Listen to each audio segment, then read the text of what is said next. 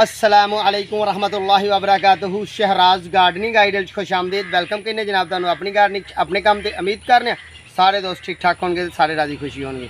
दोस्तों असीं तुहाडे सामने आ सोने रब की करम नवाजी नाल मालिक की रहमत नाल राजी खुश हाँ ते तुहाडी भी उम्मीद करने तुसीं भी ठीक ठाक होवोगे, राजी खुशी होवोगे ते दुआवां च याद रखियो। तो लो दोस्तों अज फिर एक नवे पौधे नाल तुहानू मुतारफ करवाने आ। हुंदा ते ओह है एवरीग्रीन यानी कि 12 महीने, पर गल करने का मकसद है कि फुल जो सर्दियाँ आनी है ना दोस्तों, उदों उस पौधे ने थोड़ा मरझा जाना है, थोड़ा अपने पत्ते घेर जाने ने, मुतासर होना है। क्योंकि फिर जो टैंपरेचर जाता ना साडा ठां थले सर्दी जो आनी है तो उदों वो पौधे ने मरझा जाना। ठीक है दोस्तों, तो असीं तुहानूं हुण विखाने आ। तो सारे चैनल को सबसक्राइब करो, बैल आइकॉन ते टली के बटन दबाओ ताकि आने वाली फिर नवी वीडियो तुसीं जल्द तो जल्द देखो। तो पौधे का नाम तुहानूं दसने आ, पौधे के पत्ते विखाने आ, उसदा प्रोग्राम दसने आ, उसदी जिंदगी के मतलब गल्लां करांगे। तो साडे नाल नाल रहना, एंड तक वीडियो वेखनी है। लो जी विखाओ। लो भाई दोस्तों माशाअल्लाह अल्हम्दुलिल्लाह जनाब, ये साडे पौधे ने कोलस दे। दोस्तों इनू असीं अपने नर्सरी वाले अपनी जबान च इनू कोलस कहने हैं।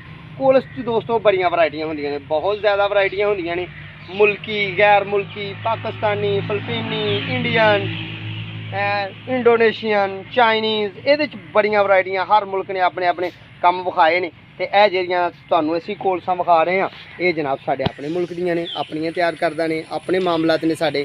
अच्छे अंदाज नाल साडा कैमरामैन विखाने की कोशिश करेगा। ये पत्ते, ये गमला, ये पोट, ये पार्ट्स, ये जनाब सारे जिस्मानी हालत में विखाने की कोशिश करेगा। चलो दोस्तों जे तो ये बचिया रहे तो बेशक 18 साल रख लो इनू।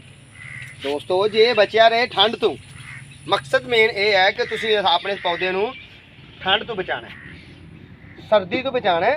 तो फिर इंशाल्लाह अल्लाह के हुक्म नाल बचा रहेगा। तो जो सर्दी तो तुसीं बचा ना सके तो फिर यह तुसीं कह लो कि यह गर्मी का पौधा तो सर्दी च मर गया, तो नवा फिर नर्सरी वाले कोलों अगलियां गर्मियां च लैके आवांगे। ठीक है, इसका नाम दोस्तों कोलस है। तो माशाल्लाह देखो ना किड्डे प्यारे, ए किड्डे खूबसूरत किड्डे प्यारे पत्ते ने। ये पत्तियां दी शेडां 3 कलर दी माशाल्लाह बनियां होईयां ने। यह कोलस होर वरायटी दी है। एहदियां वेखो, एहदियां माशाल्लाह 3 बनियां होईयां ने। कुदरत का निज़ाम कुदरत है, इहनूं फुल कोई नहीं आंदे। एक यह वरायटी है, ये भी माशाल्लाह 3 कलर बने हुए हैं। एक यह वरायटी है, ये 2 कलर बने हुए हैं। यह भी माशाल्लाह खूबसूरत है। एक दोस्तों ऐव है, यदा अपना हुसन है माशाल्लाह अल्हम्दुलिल्लाह। वेखो ना पत्ता किड्डा खूबसूरत तो किड्डा ही प्यारा पत्ता है। ठीक है, तो लो दोस्तों मजीद तुहानूं मालूमात देने आ। थले रखो जी, इत्थे रखो जी कैमरा। लो दोस्तों जे तो इनू तुसीं वधाना है, यानी कि इनू वधाना है अपने घर में, एक पौधे तो 4 करने ने, सानूं कोई इतराज़ नहीं। असीं तो तुहानूं चैनल बना के दिता है कि एक तुसीं अपने घर गार्डनिंग नूं मजीद करो ग्रीन। इत्थों पौधा कट्टना है, तुसीं कट के ये पत्ते उतारने ने, उतार के जनाब जमीन दे विच नूं कर देना, अपने इस तरह के गमले च ला लेना है या अपने इस तरह के शॉपर च ला लेना है। ला के इनू साए थले रखना है। दिन दोस्तों ऐ ही ने सावन ते भादरों दे, यानी कि जुलाई ते अगस्त के दिन ने। ठीक है, इन्हां दिनां तुसीं इहदी अफजाइश यानी कि इनू वधा सकदे हो। तो ये पौधे ने अपने कोलस की गल अज तुहाडे नाल कीती है। तो दोस्तों गल फिर भी एंड ते भी होई है कि साडे चैनल सबसक्राइब करो, बैल आइकॉन के बटन दबाओ। जो नवे दोस्त रले हो तो जो पुराने ने लोगों को ग्रुपों में शेयर करो।